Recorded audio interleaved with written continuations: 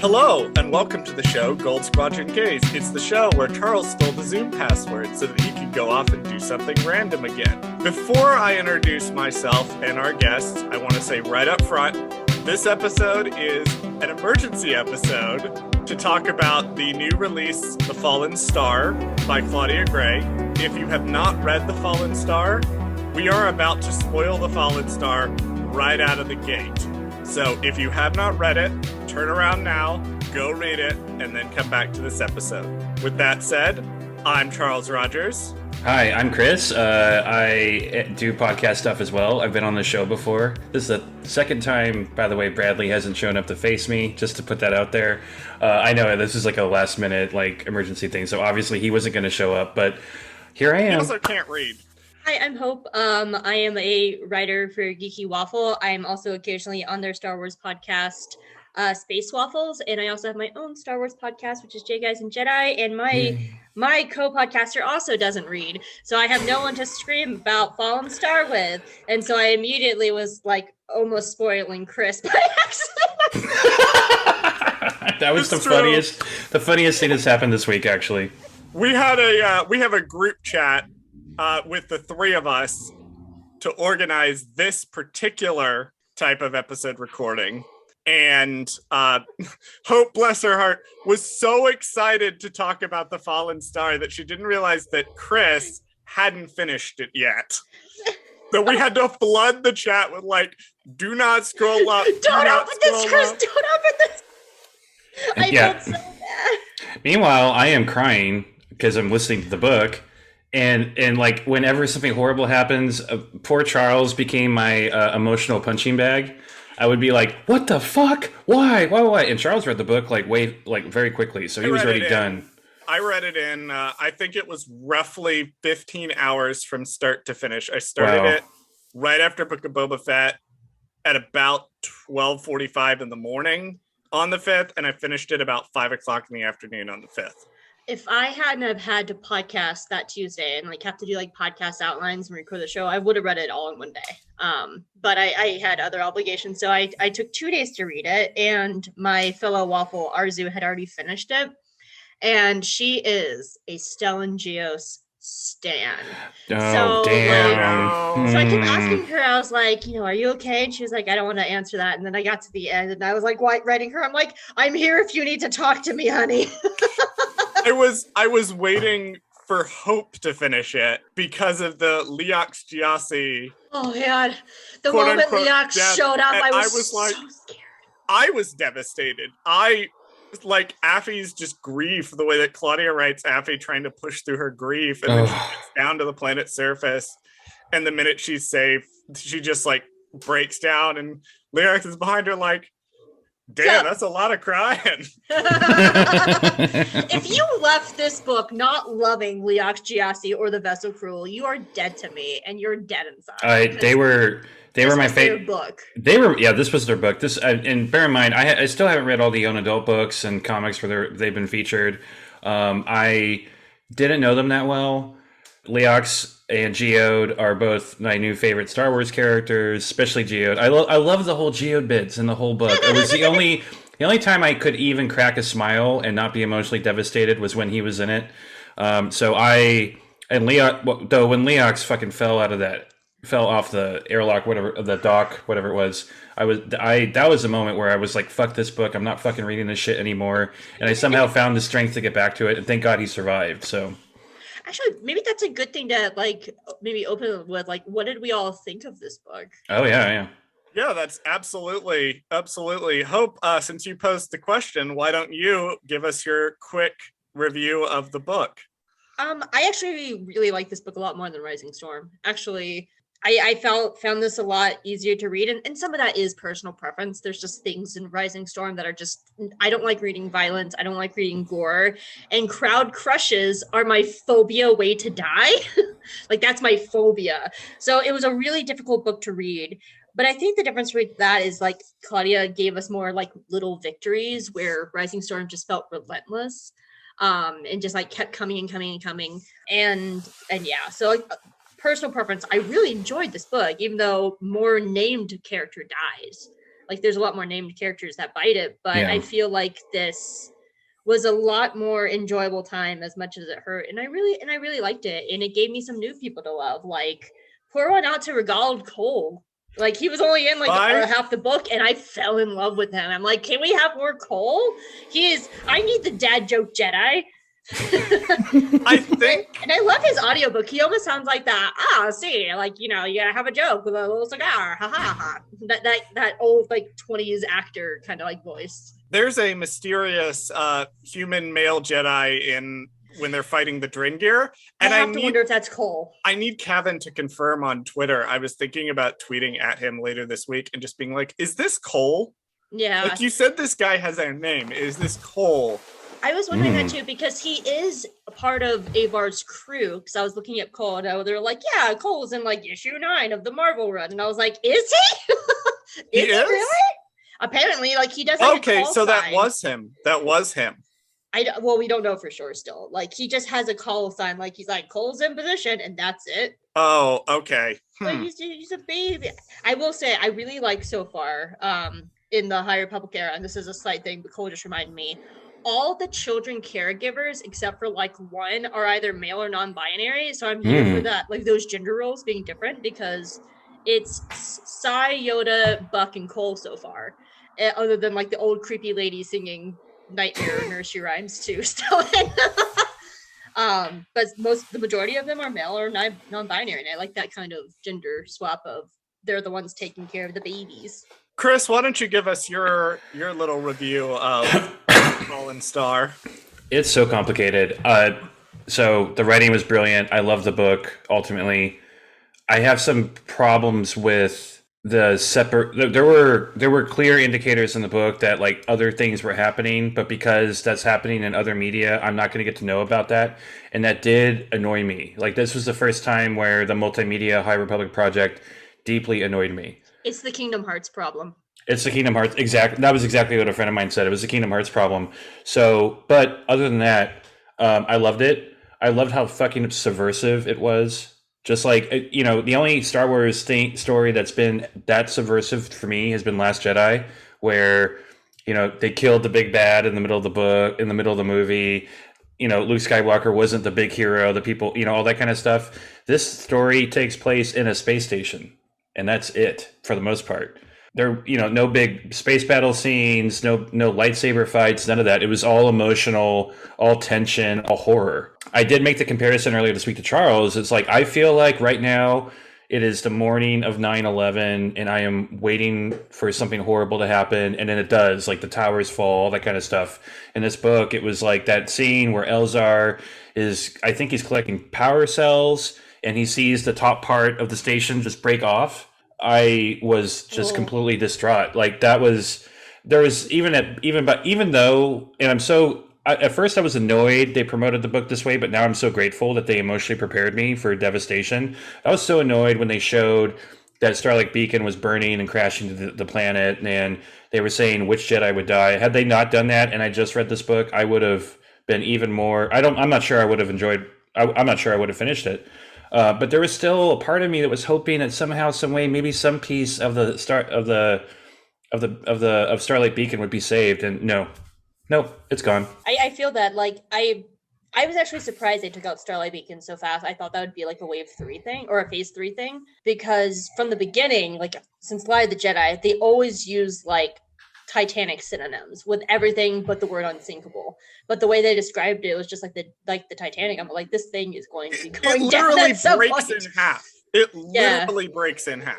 Like there's a point I don't like to talk to one of my coworkers that much, but I was talking at her just because I had no one else to talk to at points. That was the point where I kind of put the book down on my desk and I turned to her and I went, this is literally just Titanic. Mm-hmm. Yeah, this is Titanic. This is Titanic. That's actually I thought Elzar or Avar were going to bite it because they were going to have like the Jack Rose moment. So yeah, Geos is Jack. Though I'm not surprised of Stellan though, because if you look at, they've crammed him into everything. Like he's mentioned in every comic. He's in Edge of Balance. He was the one with the Life Day Treasury. He's in Oliver Nester's books. So like they crammed Stellan in as much stuff that they could to give him as much time to be here. Like he's in just about everything so far. I will. Sorry, go I was ahead. just gonna say in hindsight, so it makes sense because Elzar and Avar haven't been in that much. So it kind of like in hindsight, they were like, we have to get as much Stellan as we can. I also feel like Stellan started at the beginning of his character arc, like, and he started there, and he had the arc over the course of waves 2 and 3, and he ended in a place that made sense. Avar and Elzar were subversions of types of Jedi characters. So they had to spend this wave subverting them to the point where they could begin another arc in wave 3. Yeah. Since Avar started out as the Paragon Jedi and reading through the comics and through particularly Mission to Disaster, if you're only reading the books, Mission to Disaster is going to do a great job of catching you up to what's been happening with Avar. She starts off as a Paragon Jedi and she slips from that.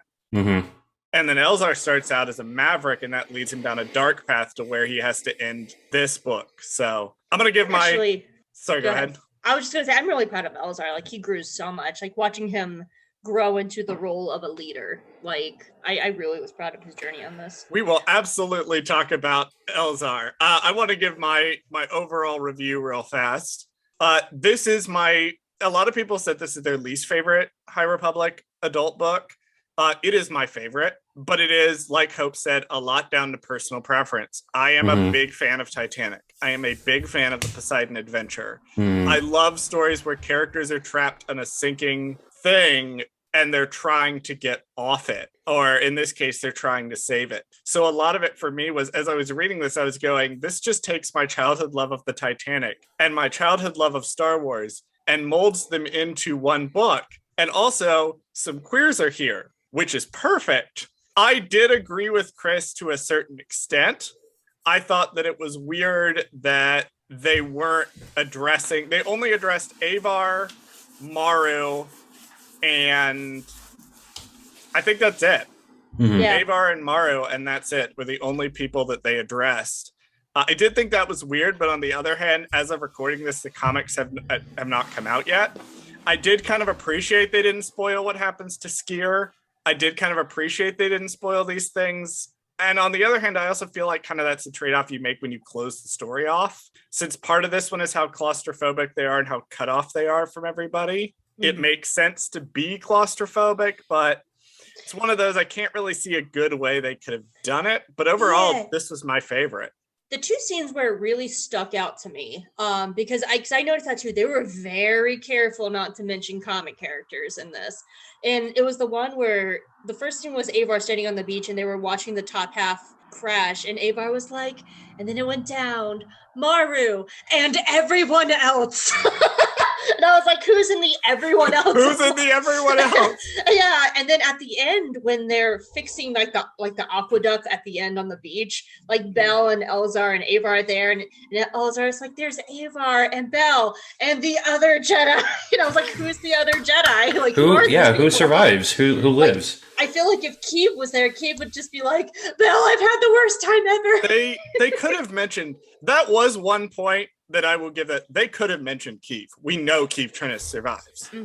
We know from Dooku Jedi Lost that Keeve Trennis survives. But they could have mentioned her. Like, if they were just like, Keeve Trennis was there and she was looking sad, like that would be bad, or that would be a hint of some kind. Unless for some reason Keeve doesn't make it there with them. Like maybe like she goes off on her own journey or something. Like we don't know how Trennis Wave Seeker. They also don't mention Emmerich, Kafter, or Cyan Holt at all. And they're on the station. Yeah. They're on the station when it goes down. Emmerich, the Trail of Shadows #5, it literally, the cover is them running away and Starlight Beacon is behind them in flames. So they're on the station. I didn't think about that. Where are they? That is fast becoming my favorite comic of I'm the still year. so far behind in Trail of Shadows. I've only read the first one, but yeah, they're there. Where are they? Now. Where are they? Oh my god, is like Buck and them on there too? Fortunately, there's no mention of the Starhopper crew being on there. Ram, Zine, Sai, and are all on Corellia. We know that from Midnight Horizon, but we don't know where Lula is. Lula is the one that has not been mentioned in any Midnight Horizon thing ever.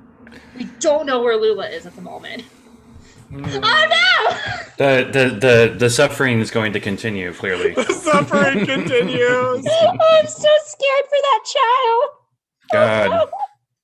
Oh, This is an no. audio medium, listeners. My head is in my lap right now. Yeah, her head is physically down in her lap. The screen, we can only see the top part of her head as she weeps in fear.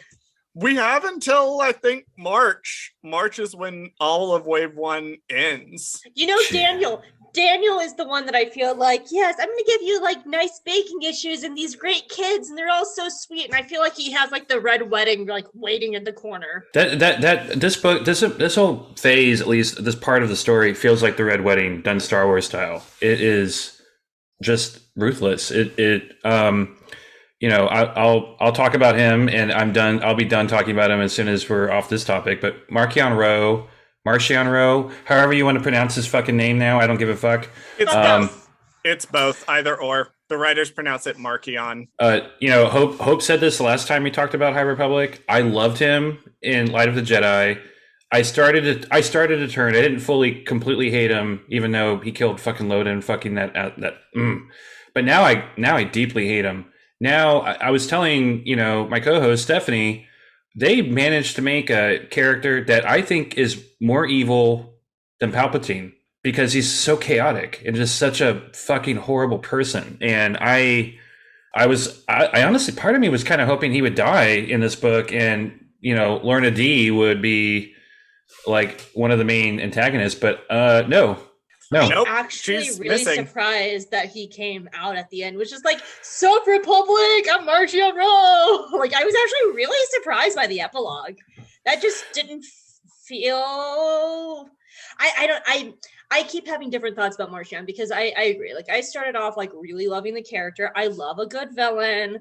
I am a Marchion Ho. I'm still in my little Marchion Ho group, and like we have a whole side group chat for it. But like the writing felt different in Rising Storm, where he read more like a petulant teenager yelling at the ghost of his dad. Yeah. And then like he just feels so paranoid in this book. Like his paranoia, like he sends everybody away. Though I will say, I thought this was very interesting that he's using the same propaganda that Lena So is using. Because I think it was Cray, the Powan that is serving him. He was like, we're gonna witness Marchion's great works, which Lena calls her stuff great works, and she's using the same propaganda, or that he's using the same propaganda as her, which I thought was really interesting. But this was just like he felt so borderline paranoid in this and so I was very surprised that he came out at the end being like, "It's me, what has 2 thumbs and destroyed Starlight, this guy." I do feel like, because Charles Soule is writing the 2-issue Eye of the Storm comics, and I went and read those. Especially after Charles Soule did a tweet that said, Eye of the Storm #1 takes place immediately prior to the events of the Fallen Star. Eye of the Storm #2 takes place immediately after, and it's the final word on Phase 1 of the High Republic. So I feel like it's another one of those things where they gave us just enough of what he's up to kind of understand what's going on, and like he's becoming more paranoid. This is probably going to ultimately lead to his downfall. But he's sequestering himself off from the Nile. He's basically remade them completely from the days of Asgar Ro into completely serving him without question. I mean, there's no more Tempest Runners. It's just him. There's Tempest Runners, but they're not like the same. Well, we They're don't not the know same. where Lorna D is right now at the moment, because it sounded like Avar got Lorna, and what if she was on the top part of Starlight? She was on the top part of Starlight Beacon. We know this from Avar's dialogue, where she's like, no, it's successful. We got, presumably she's going to say, we got Lorna D. I mean, is she captured or dead? Presumably captured. Because Marchion at the end was just like, I don't know where Lorna D is, and I'm fine with that. I don't give a fuck. Yeah. Well, her. See, I think Marchion Ro is getting more paranoid as well, but there's a big part of me that thinks he's not. He just had planned this out to the point where if he's going to take over the Nihil completely, he's going to get everybody off his fucking ship, replace it with a insane droid army, and then just set it all up to where even if there were higher ups in the Nihil that were going to protest him, what are they going to do? Find the Gaze Electric? No. Are they going to find the Gaze Electric, fight through an army of droids, and take out Marchion Road, like, no, No. you're not going to do that. It did remind me a little bit of the Dark Troopers from Mandalorian. So Me too. I'm wondering if that was a little subtle nod to Mando there a little bit. That's actually way off topic, but sort of on the same. I'm wondering where the Mandalorians are in this era. I've been wondering that for a while. Well, there's so much. There's so like there's not so just much going on, but there's so much going on. But what are the Mandalorians thinking of all this? What about the Sith? Like the Sith are like, we hate the Jedi. Oh, these fucking pirates are doing way better than we ever did against the Jedi. What the fuck? I think that's what they're saving the Acolyte for. Like I feel like the Acolyte is gonna answer that, where they've just been kind of like the Sith are like, oh, they're destroying themselves. We'll just eat popcorn and watch. Oh, this is great. I also feel like they may want to leave it sort of free. They may want to leave the Mandalorians, for example, free for Dave and John to go back and tell that story. Such a huge time difference, though. Yeah. Or the Acolyte, they may want to leave it like with the Acolyte in particular. They may not want to necessarily be talking about what the Sith are up to in this era, so that the person who's show running, I forget her name, but the showrunner of the Acolyte is a little more free to not have to reference those events. Before we get to the character deaths, I want to do something lighter, and we address this kind of at the beginning, but I want to talk about the vessel crew. Oh my god, I love them so much. I love them. Oh my god, this is their book. Yeah, this is their book. Like Into the Dark was a nice intro, but like they are really the MVPs in a lot of ways. Oh my gosh. If I now know for a fact, I was never sure if I wanted like a live action or an animated series of High Republic, and if so, what is that going to be? Who is that going to focus on? I now know for sure I want an animated series vessel crew show. Period. Yeah. That's all I want in life right now. They need some kind of spinoff of some kind, like of just them and I was hoping to see them in Midnight Horizon because it was comics book, but I think it was because I didn't realize how much Orla was going to be in this as well. And I really like them, just like seeing Elzar's reaction to being like, what is happening with these guys? Who the hell are you? And they're like, hey, we're the vessel, what's up? And what I love, I think the most about Leox Gyasi, Leox is just as much of a Jedi as everybody else. Like he is a Jedi character with no force in him, and he's more of a Jedi than a lot of people. And I love this. I think I talked about it last time. Like he's my second favorite character after Loden. So I was very scared when he showed up in like chapter 3, and I was like, I can't lose. I need to stop liking characters with L's in their names.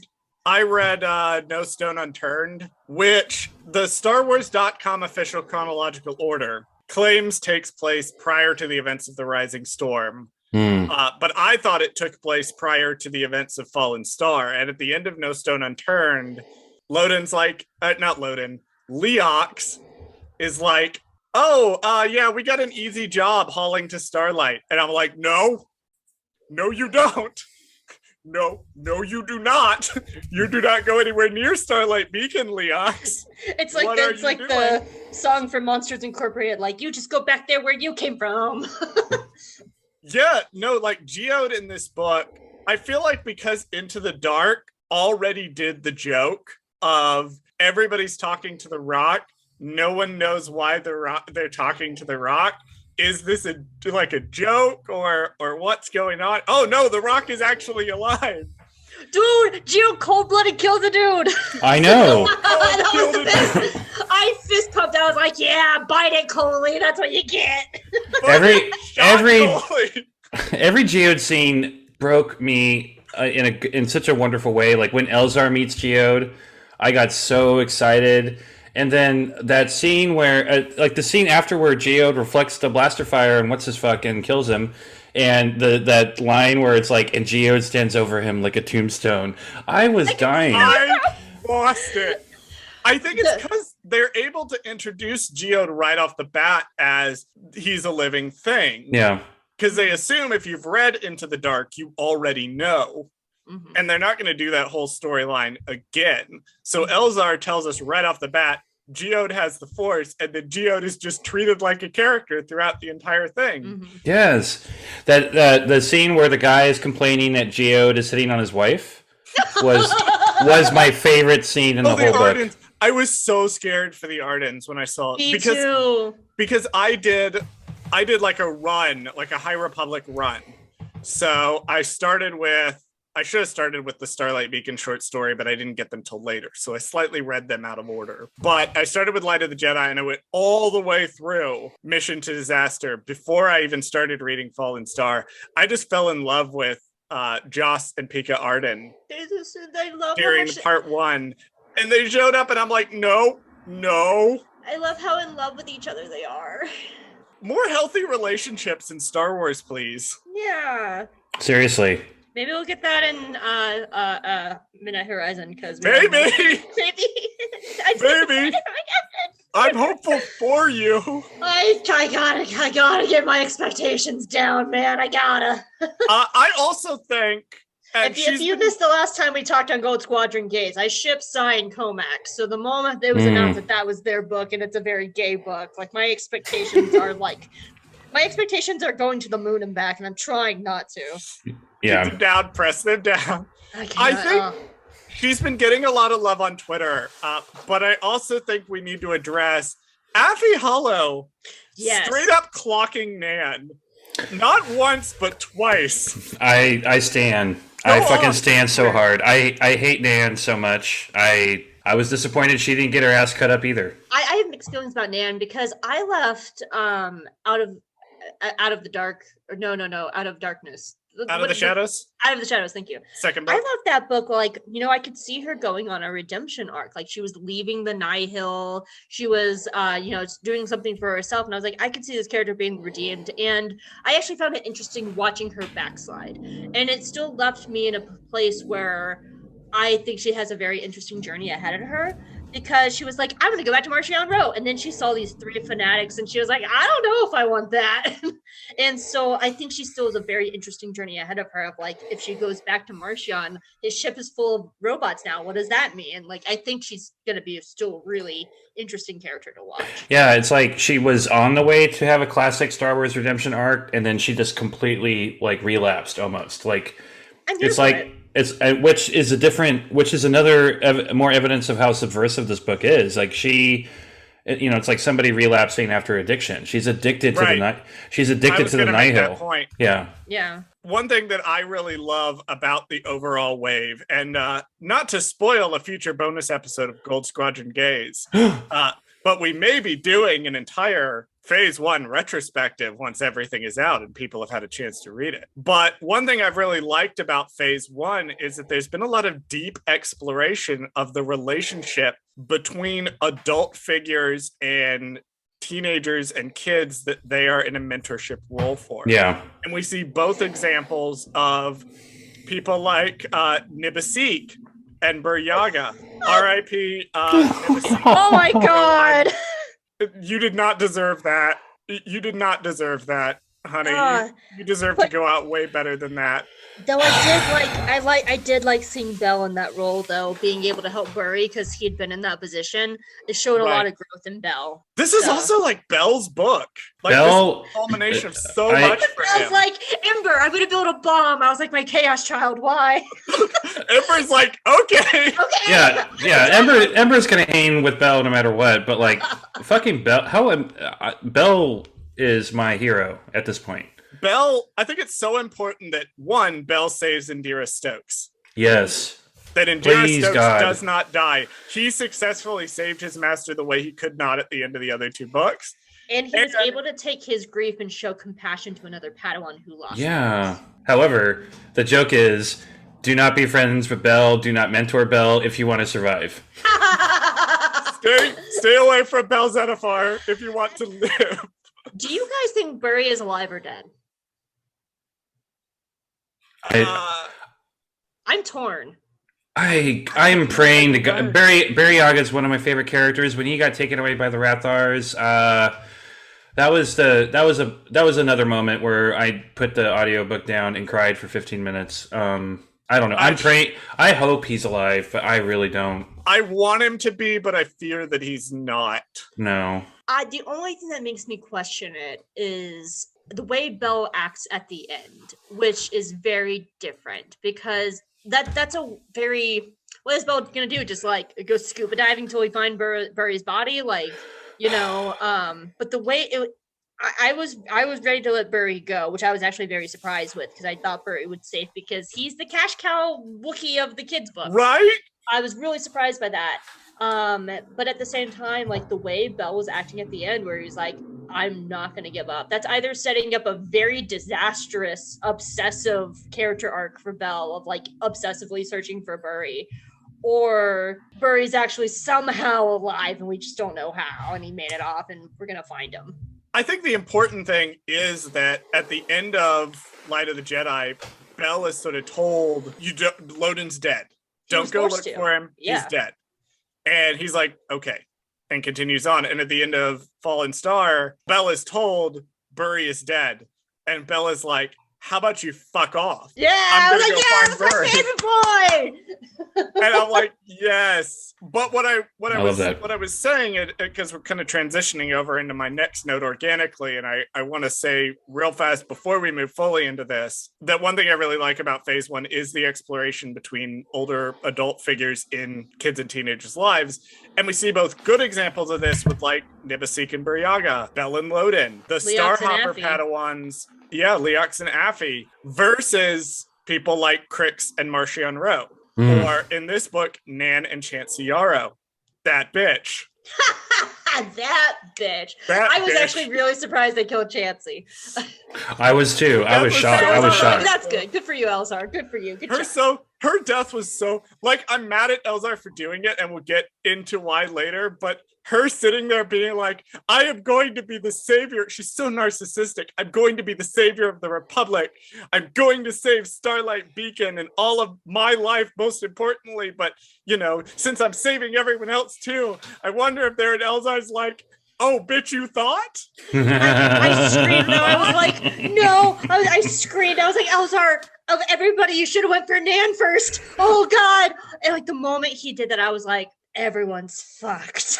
Yeah, everyone's fucked. Everyone's fucked. Oh, you just signed everyone's death warrant in that moment, yeah. Well, I mean, we could skip ahead and we could talk about Elzar Man's character arc during this because, wow, I'm a full-on, like, Elzar Man. I love this character now. Mm-hmm. I liked Elzar before, but this made me love him. Yeah, I mean, I fell in love with Elzar, especially in Rising Storm, when he decided to hook up with somebody instead of fucking doing his shit. But yeah, he was like, Ava doesn't want me. Well, this dick's not going to wet itself. I'm a Jedi, but I'm not that flexible. So. Preach. Amen to that. Oh my God. Elzar Man, ethical slut. Ethical, I don't know about that, but he's definitely a slut, and I'm here for it. But I have a joke with my best friend of just Obi-Wan just being like, "You're a slut, Anakin," and now it's not Stellan just being like, "You're a slut, Elzar." Oh my! I'm sorry. When it comes to Elzar Man, I think he's fallen to the dark side. I just think that there's way too much that's stained his soul at this point. I know I've been making a lot of Anakin Elzar comparisons all throughout. I did not see. I thought by the beginning of Act 3 in this book that he was going to be redeemed, that he's going to be the coolest Jedi ever. After he murdered Chancey Yarrow, or whatever. Chancey Yarrow, I was like, no, there's no fucking way at this point. Because even though Avar is trying to make him feel better at the very end of the book, and we're the Constellation, yada yada, he's going to be thinking hard about all the other people that were lost, that he caused, and there's no coming back from that. I have the opposite take. I was about to say, me too. I have the exact opposite take. I feel like because Stellan died, like Stellan's going to be his example. And also kudos to Stellan for outpranking Elzar at the end, just being like, oh, you sent me this droid, well now you're stuck with them. And like, and I died, so. That droid's going to be, Elzar's going to be like, this is Stellan's last gift to me. I'm going to protect this droid no matter what. Stellan knew what he was doing. Yeah, I feel like Stellan is like Stellan's death is what's going to keep him, because I feel like Elzar is going to step up into Stellan's role and be that character and become the new Polestar. I still feel like Avar's the one that's going to fall to the dark side before Elzar, because I feel like Elzar has been there and Orla taught him how to come back and like how to touch the dark side and come back. And I feel like he has all the tools to keep himself from the dark side. But I feel like Avar, because she was like the Jedi, doesn't have those tools and she's just going to keep slipping. Have you read the plot summary, the publisher's summary for issue number 15 of the Star Wars High Republic comics? No. Because it literally opens with the line from hero of Hetzel to murderer.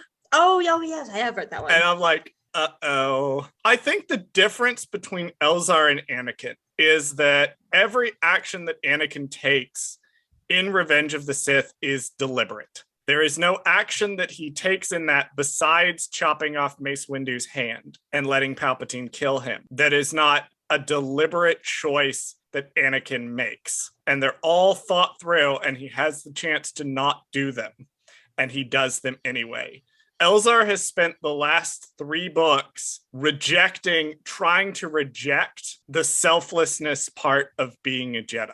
He is trying to maintain his sense of self and do what he wants without giving that up. And he tried to do it in Light of the Jedi, and it worked out really well for him. But when it got to Rising Storm, he started slipping, and his actions in Rising Storm had consequences, but they weren't consequences for Elzar Mann, and they weren't consequences for people Elzar Mann cares about. And then when we get to Fallen Star and we see that he's actually actively working, which is so cool to see, honestly, that like in the era of, oh, he's gone to the dark side briefly and he's come back and everything's fine now. Elzar Mann has to actively put in the work to try to stay on the light. He has to go off and do his thing with Orla Jareni to try to learn. And it's a learning process for him. He gets to Starlight Beacon and he's doing so well. Like, he really is taking on qualities of a leader. He takes over for Stellan. When Stellan physically can't go on anymore, Elzar steps up and is like, you need to rest. I'm in charge now. And I'm like, wow, like Elzar Mann from the Iconoclast in book 1 to basically coordinating the entire escape effort in this one. And then he has a moment of just catastrophic fuck up. And it is just a moment. Because that's all it takes. All that work, all he did, still in that moment, he makes a mistake. And that mistake has deep consequences, not for Elzar, but for someone Elzar is very obviously in a 3-way relationship with. When he talks about at the end, the way he talks about, I am going to commit myself to being a good Jedi, to being the light in the galaxy. He says some line that's like, I'm going to try to be even a fraction of the light that Stellan Geos brought to the galaxy. And I'm like, I'm just going to be a fraction of lying on the floor here, sobbing. I totally agree with everything you said. I think if that catastrophic mistake happened prior to him training with Orla, he would have fell. I think Elzar's journey shows how important that Orla was in this. Because I just also have to touch on, like, her death is going to be rippling, I think, in the other properties as well, because it's going to affect both Skier and Comac.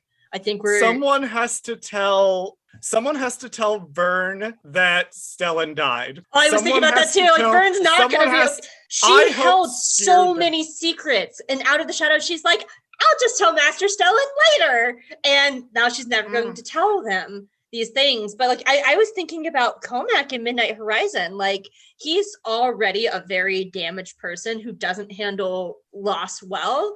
And I think that actually sets up a really interesting story for him and Reith, because like, I'm waiting for like Comac to talk to Reith about losing Jorah. And I feel like that now we're going to get the opposite, where Reith is like, you lost your friend. Like, I know what that loss feels like because I lost Jorah. And I feel like Reith's going to be the one to help Comac heal. And I hope there's a moment like that in Midnight Horizon. I really want to see it. I hope Skier dies. before he finds out that Orla died. Oh god! It Oh was- god! I had a moment of what if Skier's on the top half, Orla's on the second half, and they don't know that the other one's there, and they both go. I think. Well, that's what's going to happen. they can be. They're with the Force now, right? They can bone in all the fan fiction.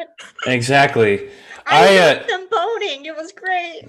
I want you all to be right about Elzar Man, but I just don't think so. I think for him, the trigger is now officially the Nihil. I think the Nihil and Marchand Rowe will always have his number, no matter what. I want to read. Do you mind some brief like mainline run comic spoilers? Do it. I mean, I'm reading this comics right now, but I don't mind spoilers. The main ones. Oh, okay. The main ones that Charles Soule is writing right now. Some sort of apparition or echo of Elzar Man shows up in those, and he seems to still be a Jedi. So I've seen that floating around Twitter. Like, is that a preview? That's for the a preview. comic? That's upcoming. Okay, So I don't know what the fuck's going on. I was like, there. where's this comic? Oh, is that the comics with Luke in it, or? Yeah. Luke, okay. like some sort of echo of Elzar Man, which I didn't know I wanted, but I want like Force Echo Elzar Man training Luke Skywalker.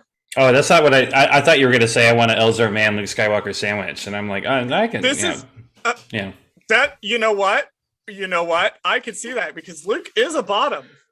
Luke is a twink. Luke is a bottom, and Luke is a twink forever and always. He's my twink. Yeah, I could go for that. All right, there you go. I do want to touch briefly on the various character deaths. We've mentioned Nibici. We've mentioned Orla Jareni. And here's what I love about Orla Jareni's death. I have no liquor for this conversation. I know. I'm trying to hold it together right now. 3:30 on a Sunday. I have no liquor. I just have coffee. It was devastating. But then I went and thought about it, and I went, Orla Jareni's whole thing that sort of she's called out for on this book is that her separation from the Jedi wasn't necessarily a strength. That it had its own weaknesses. Mm-hmm. And one of them is she's prone to go off and do things alone because that's how she likes to operate. She doesn't have support from other people, and she dies alone. Wow, I actually saw it more of a badass thing where everybody is like, we should just like seal off those areas. And she's like, I'm going to go in head first and figure out what the fuck this thing is. And I'm going to walk in there and find it. And two things can be true simultaneously. It can be badass, but it also can be hoisted by her own. Mm-hmm. Mm-hmm. Her loner mentality. Mm-hmm. I didn't know her past was Stellan because Stellan was like, Elzar, I'll tell you the story later. We never got the story. And Me too. I was like, did they bone? I need to know. I did love that she was force ghosting Elzar at the end and saying shit like, "How about you do something like good for productive once?" Like, yeah. Stop being a fuck up and go do something. Yeah. So my best friend and co-writer has actually said to me before, because I've been friends with the man for a decade now. And he has said before that oftentimes he will not need to ask my advice on something because he can just, when he has the problem, he can hear my voice in his head telling him what I would say. And he has told me some of the times that, quote unquote, my voice in his head has given him like a perspective. And I'm like, yeah, that is literally exactly what I would say. Like, what is this with Stellan and Orla where he knows her so well that he can hear her perfectly saying Orla Jareni things in his head? What is this backstory here? Yeah, I want to, because even though Stone absolutely disagrees with her lifestyle, like he totally respects her as a person. Like there's something more there, and I was joking with a friend of mine. I was like, they totally boned, and Orla was like, yeah, but you're not lizardy enough for me. Too much. I mean, I gotta go. Yeah, too much. I don't know. Orla seems to be more into the scaly lizard man. Yeah. Star Wars. I'm still never gonna be over the fact that, as a professional, supporter of monster fuckers, I'm all here for that man. Generally, Star Wars has ruined my sexual spectrum, so here we are. Right. So between Geode, Skier, and Black Chrysanthemum, Star Wars is doing its best to turn me into a monster fucker. Yeah. Hey, monster fucking. the monster fuckers have a very deeply seated LGBTQIA plus fan base because of the fact that they are the others. Like, it is a very, very deeply seated into queer culture. And I can't say anything because my weekend project has been writing Load and Great Storm smut, and I'm 11 pages into Load and Great Storm smut at the moment. So who is Load and Great Storm hooking up with? A cute little Pantoran girl that he picked up at a bar. Oh, good for you, Loden. I know. It is going to tie into my fanfic, even though the one shot's going to be a separate thing. But like, she is going to come back, and there's repercussions, and they're going to have a very nice night of sex together. Some of the deaths absolutely like. That's hell of a segue. They're gonna fuck anyway. People died. That's like Orla. I kind of saw coming. I didn't want to believe it because she was one of my favorite, if not my favorite character from the High Republic era. But some of them, like Nibasik and Buryaga, just absolutely destroyed me because I did not see those coming at all. I was surprised at Regald, actually, but I also think that's also a strength of Claudia's writing, because Regald from the get-go was just like this strong, very funny character. Like, he was quickly established, but the moment he was like, I can't wait to get back to my kids, I was like, oh, you're a goner, fuck. That's it, yeah. I had him pegged for death like very early because he was the biggest denier. It's like, oh, the way we feel, the reason why we feel the way we feel right now, it's not a big deal. We're just tired, blah, blah, blah. I'm like, you're going to die first, bitch. Oh yeah, I loved him so fast though. Like, he had just some of the best ones. I love his thing of like, you don't know real fear until you're with a 3-year-old who can use magic with their brain. I was like, oh, I love you so much. The only death that I felt like was completely 100% justified, although it should not have happened in the way that it happened, was Chancey Yarrow getting bisected. Yeah, I agree. I don't know. I totally absolutely was fist pumping when Geode Stone Cold killed Coley. That is true. Pun intended. Is true. Coley did deserve to die. Yeah, but Coley shot first. That is true. I actually thought Leox was going to take him out, to be honest, because Leox had that line when he was like, well, if Coley's going to start something, if someone needs to stop it, I'm going to be the one to do it. So I actually thought like Leox was going to kill him. Well, and here's the thing too. Geode has been established as a character to be much, pun intended, harder than Leox is. And you made the excellent point in our first High Republic episode, Hope, that when Leox pulls out a blaster and intends to take life, it is a very serious thing for him. It's almost like I don't want to say a religious experience, but it's like he does it with such reverence of just like, this is a thing. I respect this weapon in my hand. And so Geode stepping in to be the one to do it. And did you notice stepping in? Geode stepping in. The point was just brought up, which is 100% correct. You said earlier, Hope, that I believe it was you, Hope, that said that Leox is almost like a Jedi. Geode does not attack; he acts in defense. I still love that scene. I literally pictured like a tumbleweed moving through the area before Geo gets shot, and part of me was like, man, if Geo fucking dies because of a stupid ass blaster fire, but then they did that thing where it's like, oh, Geo could be magnetized at any time too, and I was like, oh my god. So I love that whole part. I love that whole scene so much. And I love the earlier one when the blaster bolt was bouncing around and he just like throws his body out there to save everybody else's lives. Like, oh god, it was so badass. Like, yeah, I know.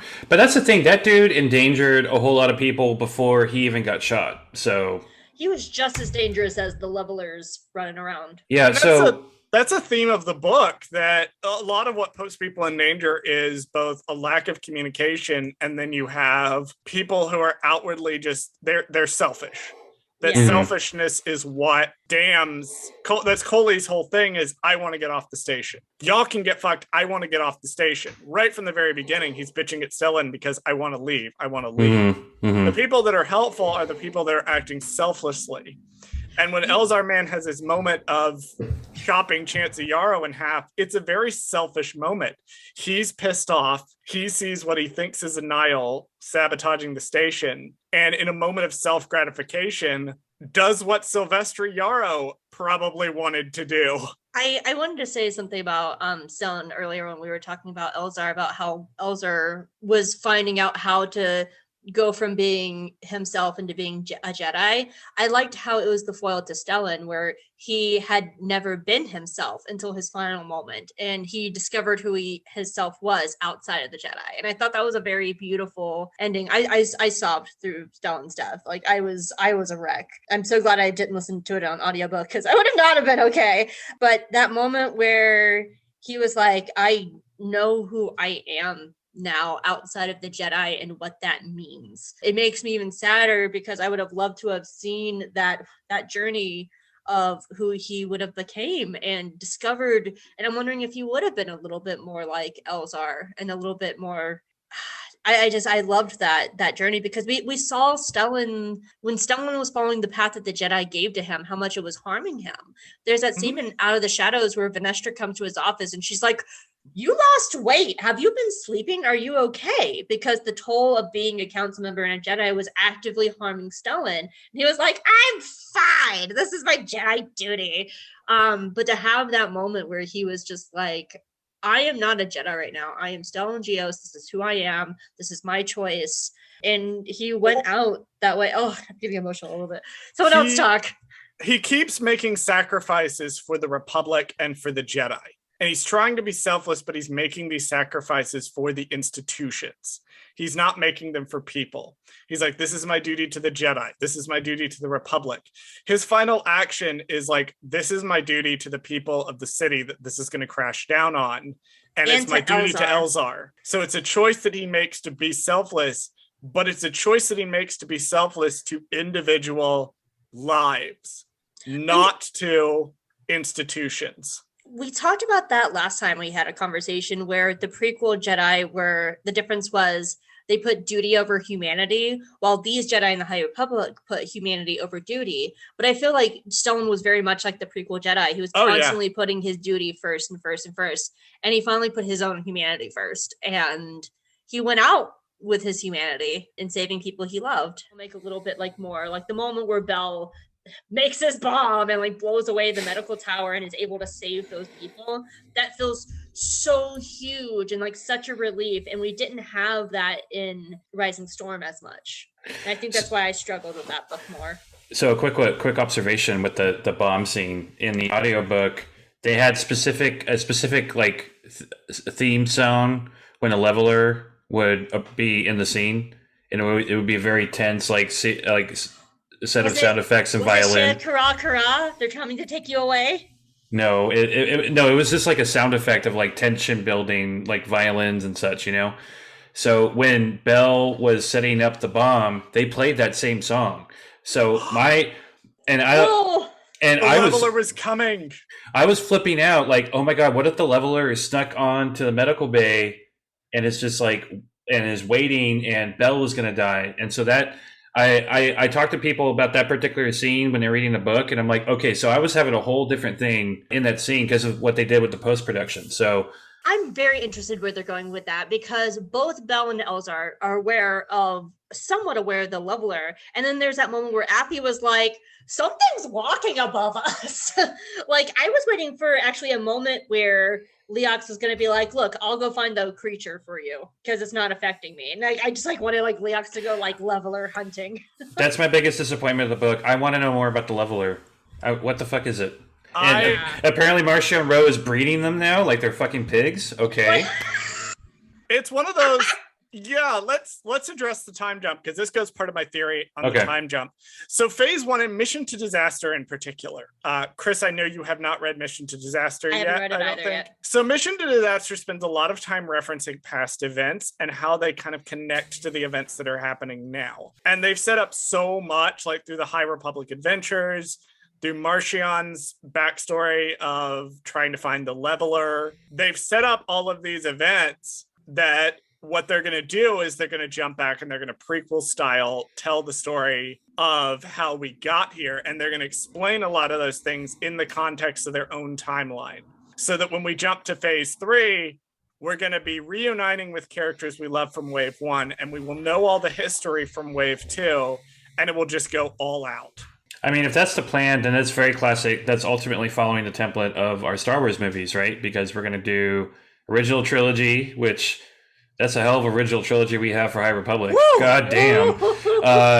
Prequel trilogy and sequel trilogy.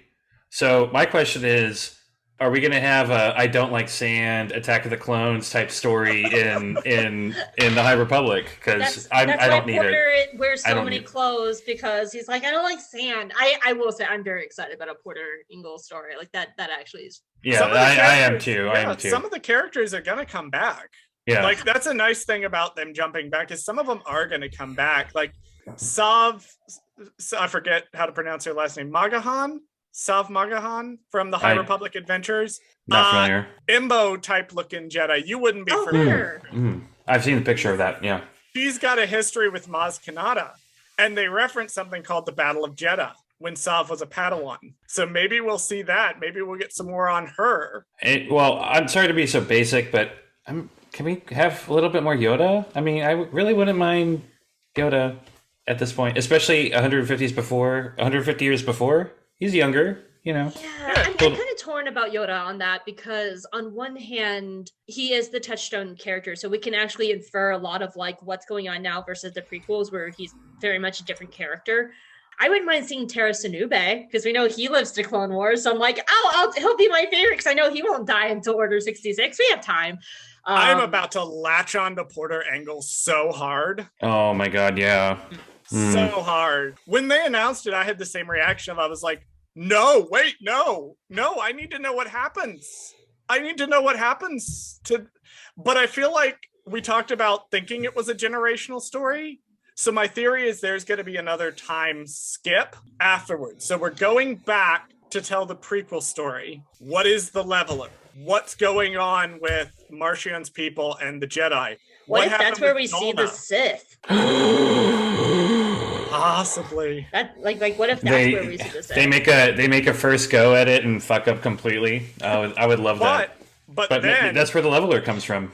Maybe that's where the Nile come from. Is the Sith tried to do something and fucked it up, and Asgar Ro came in and was like, too much chaos. So here's my theory is that once we're done with phase 2, we're going to do about a 20-30 year time skip. And we're going to pick up with characters like Avar and Elzar being older. Elzar is going to look like the slightly gray hair that he does in the new Star Wars comic.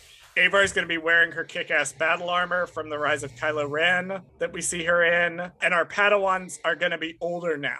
They're going to have Padawans of their own, and it's going to be a culmination. They're going to have been living in a post-Nile era, and they're going to have to actively fight back against them now. I would be slightly upset about that. Mostly because I go back to I don't want to leave these characters.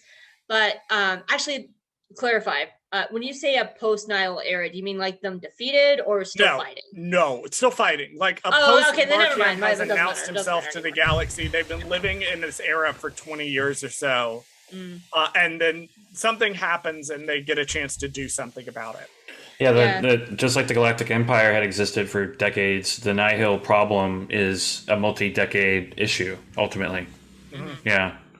But they're at a standstill because I want to bring up the ending because I found it really fascinating. Oh, it's so cool. Well, with the Jedi, where the station has crashed, the Jedi have just lost countless people, and their reaction is to perform an act of service to the people of Irium, where they're like, we're going to work together. They're going to do like Light of the Jedi opened with the Jedi performing this essentially miracle at Hetzal, where they come in and they throw themselves into this situation. And they're like, we're just going to help as many people as possible. We're going to help. We're going to do the best we can. And over the course of the entire phase, they have slipped from that. Where Stellan has been under pressure from the Republic. So he's kind of influencing people to kind of go away from directly helping people to focus on the larger thing. Avar has become obsessed with, Lorna D and trying to be the hero. And all of this, the Jedi have gradually been moving more and more away from this, let's just help people. And at the end of this, they've just been through a devastating tragedy. And their thing is, okay, we pick ourselves up, we brush ourselves off, and we go do what we should have always done in the first place, which is just to help people. You know what that just reminded me of? What?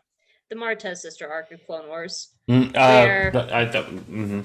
where these two girls, because of the Jedi and their conflict with the war and Cad Bane, just lost their parents, and all Luminara does is walk in and say, "May the Force be with you," and like just leaves two teenage girls with no resources to help them.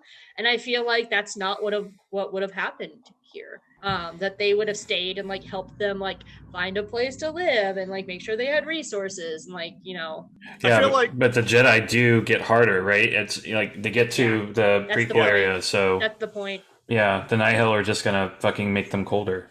oh yeah, and I think that's an importance of if they were to do like a 20-year or so time jump, that to show that the galaxy has been ravaged for so long, the Jedi kind of have to start transforming in order to take them on. I was gonna say, I just think it's important that we kind of go through the Jedi themselves have a character in phase 1, that they go through this arc and they end where they began, just helping people. And I think that's important and shouldn't be overlooked when we talk about this book. I love the idea that if in the I guess High Republic prequels, are we going to call them that now? Yeah, I guess. We find out that indeed the Nihil are somehow connected to the Sith, or the Sith created them, or whatever it is. But I like the idea of that being an intentional plan created by the Sith to harden the Jedi, to get them to a point, and then Palpatine takes advantage and does his plan. Hang on, I have to Google something real fast. Okay. This is the thing Charles should have researched. What did I do? While you're Googling, I just want to say I was very bummed that Bell was not dual wielding with Loden's lightsaber in this one, because Loden had his lightsaber when he died and they were all there. And like, did no one pick it up and give it to Bell? Like, I was so upset. I was like, I want him to be dual wielding with Loden's saber. But then I was like, oh, what if he put Loden's Kyber crystal in the Kyber arch though in the temple? That would have been so sweet. Wow, that hurt me deeply while I was trying to Google something. Well, you're welcome. Well, at least Burry didn't die in Order 66 like we said last time. Yeah, no, he got died by. He could be chewed up by a Rathar. That's much better. Thanks, I hate it. Or he survived the Rathars and got spaced. Well, that's too. God. I'm laughing to keep myself from sobbing. I know.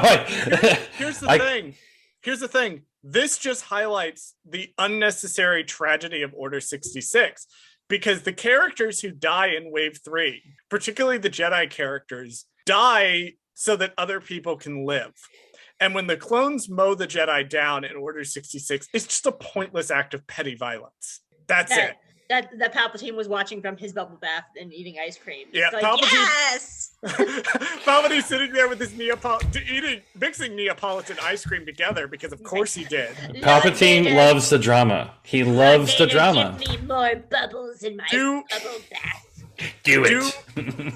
I will say this, and we'll return to it when we look at the overall wave 3, the overall phase 1 leading into phase 2. Do either of you know who Darth Krall is? Is he the dude that showed up in the comic? He's the dude that showed up in the comic. That Keith was just like having an acid trip over? Yes. What the? No, I'm not familiar. So he's a Sith that showed up in the comic, and he was mentioned in Dooku Jedi Lost because Kevin Scott just absolutely loves to like throw things in and then not explain them, and then explain them in future works like that Kevin Scott does. Like the Maxine Station? That was Charles Soule who wrote he does that too. Rise of Kylo Ren. No, Darth Krall was a Sith that was operating around this point, and he has like the Force vision with Keeve that I thought was weird. But what if Darth Krall is a more major player in phase 2? Since we don't know how long ago Darth Krall was operating. That would be awesome. Yeah. The only thing that I'm on the fence about, and please correct me if I'm wrong, don't they say in Light of the Jedi that the Sith have been gone for 1,000 years? Yeah, but that's obvious. I mean, that's not true. Just because we know it's not true, but like but to the Jedi, like to their knowledge, that is true. Well, Keeve does see a vision of Krall, so yeah, I could be wrong too. Yoda knows that there's the rule of 2 is a thing in Phantom Menace, so The question is, how does Yoda know that Darth Krul is, or that Rule of Two is a thing in Phantom Menace? I have always assumed the notion that the Sith were able to hide for 1,000 years was complete bullshit. I think that is Jedi propaganda. I think that is Jedi masters telling their students and for generations, oh, the Sith hasn't been around forever, like, I don't know, 1,000 years or whatever. But I don't believe that's true. Like, because like you said, Yoda knows about some shit. We've seen comic books and legends for a long time have Sith showing up in the middle of the supposed 1,000 years, but they're not around. It's just not. I just think it's a saying that the Jedi have. It's not a literal. We haven't seen them in 1,000 years. They may have. More likely, they've seen them like maybe once every 100 years or so. I want to give, before we wrap up, I want to give you two, because I haven't listened to the audiobook yet, but I know, Hope, you wanted a little space to talk about the audiobook. And I know you love Mark Thompson. I know you love Mark Thompson to death. But I want to give you a little space to talk about the audiobook here, specifically for Fallen Stars, since you had some concerns about it. Really, all I just wanted to say was, yes, I do love Mark Thompson. I'm a big fan of his Thrawn books. Like, Eli Vanto wouldn't be the little sexy space cowboy he is without Mark Thompson. The only thing that I wish they did was have consistency between all the readers. Like, I was very, I understand that when you have two different people voicing the same characters, they're going to sound different. That's normal. I was, like, Leox in Into the Dark sounds like 1990s Matthew McConaughey. He's this like vibrant young man. And then Mark's take on him makes Leox sound like he's like fucking 75 years old. But I kind of was expecting that. It's two different people voicing him. The problem I have with Fallen Stars audiobook is how drastically accents are changing. And this has already started happening with a character like Avar, who in some properties has a British accent, in some properties she has an American accent, but that's still not too terribly crazy and bad. But what got me was Orla, because leading up to Fallen Star, I was actually listening to Into the Dark over again as early as last week. Like, I was listening to it last week, mostly because I felt like the Crypt Keeper, because the chapter of my fan fiction I was writing before Fallen Star has Orla, Burry, Nib, and Stellan all in the same chapter. I felt like the Crypt Keeper, and it was so bad.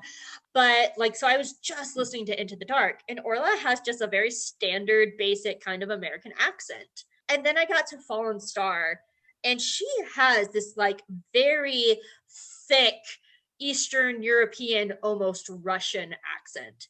And it was very jarring to have these two different voices for the same character. Because the Avar one is fine. British and American, yeah, are different, but they're a lot closer. But there's a huge difference between like a Russian accent and an American accent. And it just completely took me out of the story. And I don't know what's happening with the audiobooks where they're not having this overhead, where they're kind of standard accent across the board. Like, who is not like watching this? And it just feels weird to me that this isn't happening. Like, yeah. I mean, sorry, go ahead. I was going to say real quick, I didn't mind the audiobook, but I also don't have a reference to like other books like as much as, but I will say it was very jarring for me that they decided suddenly to change the official pronunciation of Marchion Row to Marchion Row. That's kind of a big oversight. This has been a thing. Like, it was a thing as far back because the authors pronounce it Marchion Row. Yeah. And Mark Thompson and the other audiobooks people have been pronouncing it Marchion Row. And this was actually addressed all the way when the Wave 1 books came out. Somebody asked Charles Soule, like, what is the actual pronunciation? And he basically said, it really doesn't matter that much. Pronounce it whatever way you want to, which I feel like it's the same thing with the she Kare thing, where there's evidence it's pronounced she Kare. In Tempest Runner, it's she Karai. I don't know how it's pronounced in Fallen Star. I will say the only consistent voice that I've heard through is that Dan Bittner, I think is who does Into the Dark. Yeah. He is doing, he tries to make his Marchion sound like Mark Thompson's. Now, he is no Mark Thompson. I liked him in Into the Dark, and I liked him more in Tempest Runner, but he is no Mark Thompson. And even Kayla Lee, when she was doing Out of the Shadows, was kind of trying to do the same Marcion Rowe voice, but she got shafted by the end of the Out of the Shadows production quality. Yeah, I agree. Consistency between the audiobooks would make it feel like it was one continuous story as and opposed like they're to not having... an afterthought. Yeah, they're not an afterthought. Have Mark Thompson do them all. Vernestra is the only other person with a consistent voice, but also Kaylor Lee has read every Vernestra-centric book. So that is just a case of Kaylor Lee is the voice of Vernestra Rowe. Yeah, I mean, because I actually, like, as much as I do love Mark Thompson, pretty much the only character that I really like him voicing is Loden. And I really liked his Loden. It's a Twi'lek accent. It sounds like Sham Syndulla. It's very much a Twi'lek accent. And, like, he was so good. It's a fuck me accent is what it is. Oh, yes, it is. No, but, like, he was very good at matching accents from other Star Wars properties. Like, I don't remember his name, but, like, during the Legacy Run disaster, there was one character who sounded like Kit Fisto. And I was like, I bet this guy's a Nimordian. And sure enough, no, Kit Fisto's not a Nimordian. What the fuck is he? He's the hot fish man. Not Naludian? Like a Nautolan. Nautolan, yeah. And sure enough, the captain was a Nautolan because Mark was using a Kit Fisto accent. So that really helped me as a listener because I already have difficulty processing audio. I'm a visual reader, a visual person. So I usually only listen to audiobooks if I'm driving or I'm cleaning where I can't sit and read the book. And so like that really helped me be like, okay, this character is a Nautolan because he sounds like Kit Fisto.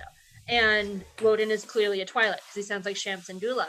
So then like when I got to Orla, who I'd already listened to an entire audiobook of her sounding a very certain way, of her just being like, we're not fancy people, Mr. Giassi. We don't need to be pampering. For her to be like, Elsa, you need to not fight the waves. Like, it was so jarring that I could not listen to her chapters because it was so, and it was like a step away from Mark's Arlani. And that's the thing, because I really like Mark in the Thrawn books, but his Arlani has this really thick, like almost Frau Farbissina Austin Powers accent. And I wish they would have more consistency because it makes it feel like the audiobooks are an afterthought for this much inconsistency between not only characters' accents, but names. And that should have been something addressed from the beginning, or they just need to have one person overseeing all the audiobooks going forward to make sure, like, where's their Pablo Hidalgo of the audiobooks that are making sure these are all consistent?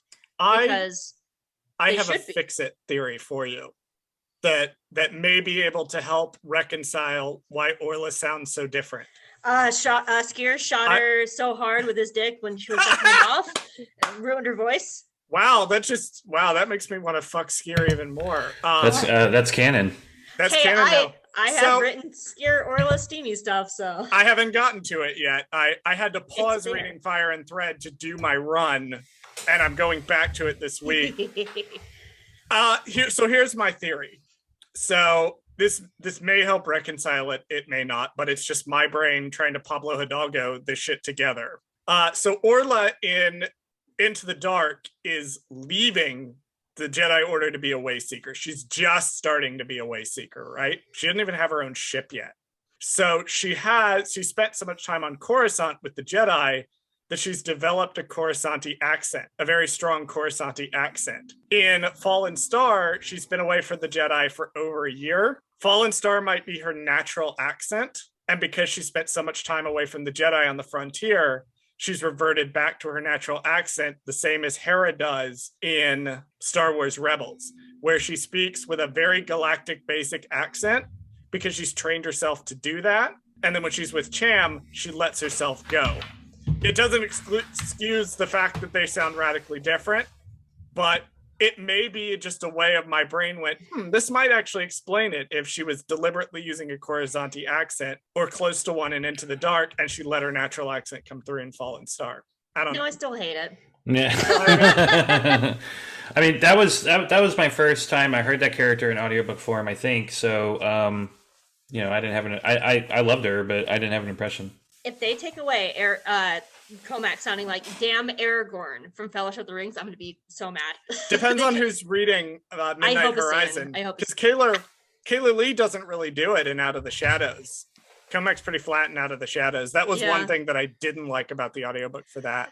I feel like it will probably, I'm wanting Dan to come back, Dan Brittner to come back, because it is a Reith Comac book, and he read the last Reith Comac book, and there's so many like male characters and non-binary characters, and Sai does seem to be masculine presenting. So like between like Reith, Ram, Comac, and then Sai being the non-binary person there, I feel like that would be a better fit for Dan versus a woman voicing all of them. So before we wrap it up, because we have now talked way the fuck longer, Hope was just telling me in a cut segment that when I sent a message, it was like, oh yeah, we could do a little 45-minute episode, that she actively laughed at me. I want to know what you guys' final thoughts are on just the Fallen Star in general after this conversation and after sort of thinking about it.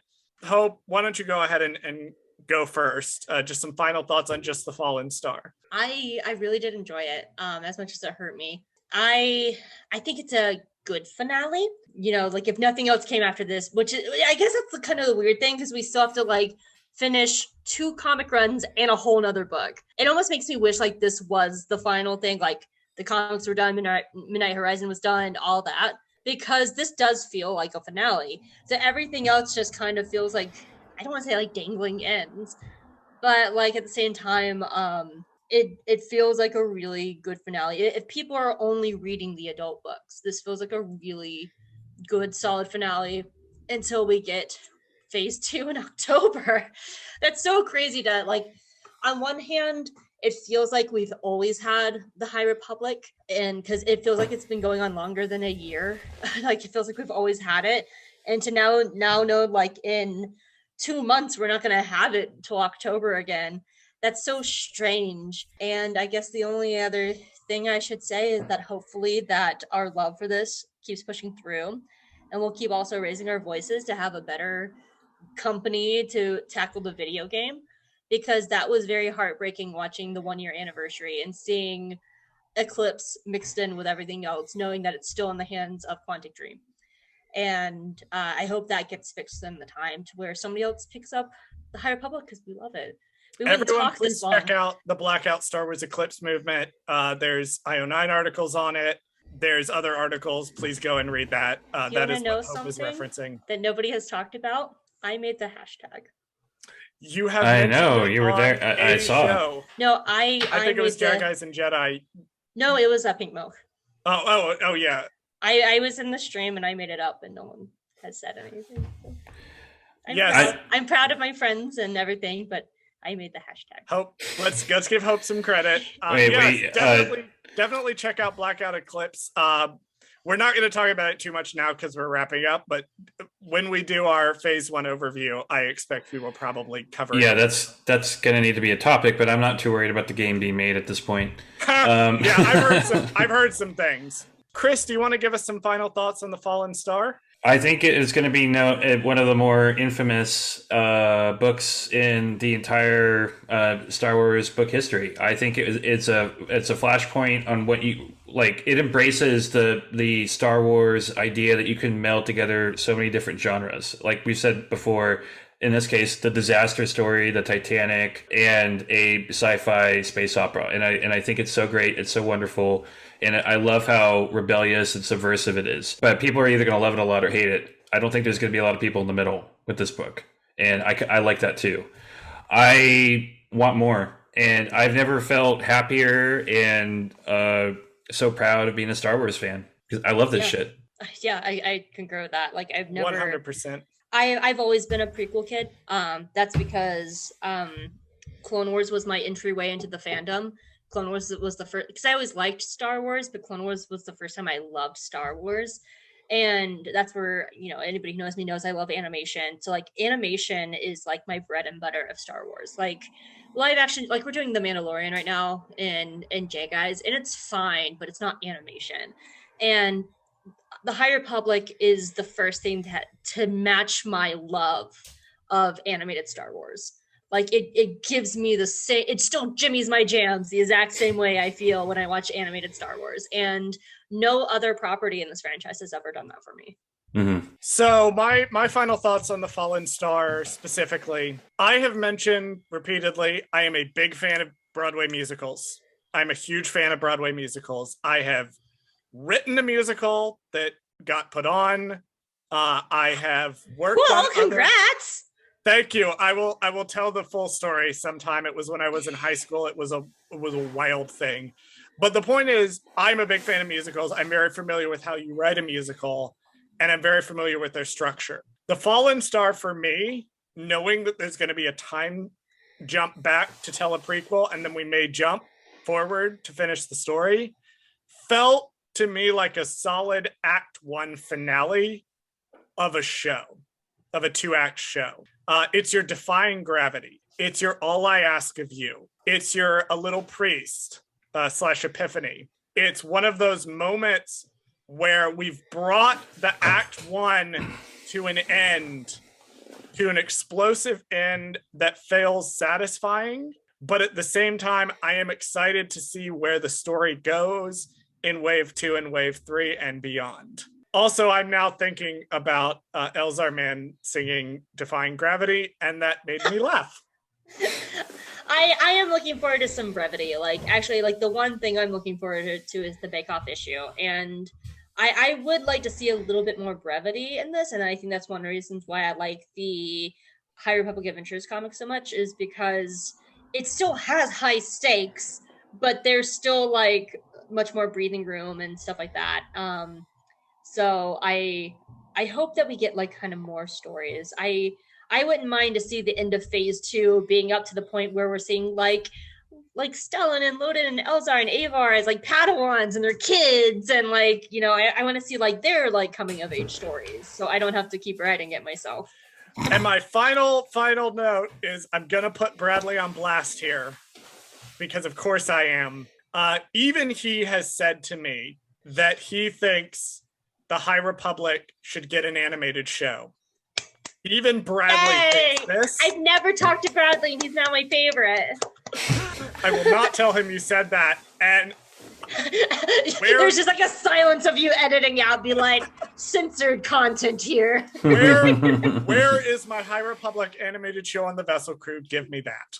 I want it. Give it to me now. Give it to me now. I want it.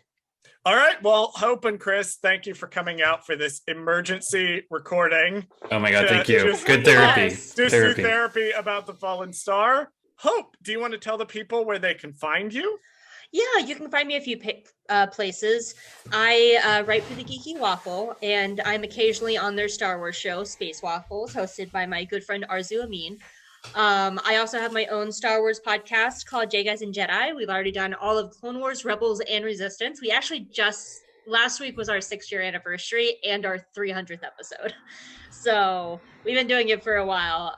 It takes 6 years to go through Clone Wars, Rebels, and okay, that's good to know, because I've been wondering how that's going to work. If you're covering it once a week, it took us the first 60% was Clone Wars, all the seasons. It took us 2 years to do Rebels and 1 year to do Resistance. Oh, Jesus Christ. But I do want to say, Charles, thank you for all the lovely questions you sent us for our Ask Me Anything. And so I hope you really enjoyed that. I did. I've been a little distracted this week, so I haven't posted about it on Twitter, but I did submit several questions for the Ask Us Anything for Jaig and Jedi's 300th episode. I gotta say, I was a fan of Chris Hope's co-host before listening to that episode, but I unironically stand the man after listening. He's one of my favorite people. We've known each other for over 10 years, and he's one of my dearest friends. Everyone go listen to the 300th episode of Jaig and Jedi. You will hear some of my questions, which Hope and Chris, not that one, provided really, really thoughtful answers to about their podcast journey. Chris, the one that's here, do you want to tell us where we can find you and also plug your exciting new show? Oh, yeah. Ooh, so I'm Chris. I'm the gay guy on Dark Side Divas, which has been our Star Wars podcast, where we're doing what Hope has apparently started years ago. So that's wonderful. But I need to get caught up on so much shit now. Good luck. It takes a while. I know, right? But yeah, I am the co-host of Dark Side Divas, a Star Wars podcast. We also have a YouTube show, Divas Unleashed, because we were starting to get so many questions from our listeners that we couldn't fit them in with our 2-hour Clone Wars episodes. And then we are just starting a new podcast for the MCU. We're doing the Star Wars to Marvel, and we're calling it Marvelous Divas. And our first episode drops this week. This week, as of recording this, which I'm going to do my best to get this episode out in a timely manner, but it is a bonus episode and just me recording. So our first episode, right? So our first episode dropped a month ago. By the time this episode comes out, congratulations! Though it's always exciting to do new ventures. Like yeah, I'm excited. Steph is not because she does all the editing. So that's why I'm very behind on Hope Makes Chris Watch Cartoons. Yay! Yeah, that's why it's going to take this episode a month to come out because I'm going to do the editing for it. Definitely, everyone. Please go check out Jaig and Jedi, Hope Makes Chris Watch Cartoons, Dark Side Divas, and Marvelous Divas, as well as Divas Unleashed. And if you can also happy stuff. You can read Fire and Thread. You can 100% read Fire and Thread, or click on the Chaos Lydia name to see both Fire and Thread and the Psy and Comac. And my load and smudge should be up by now. Load and smudge. You can also find me specifically, if you want to scream at me specifically, at the High Republic at CWRogers6 on Twitter.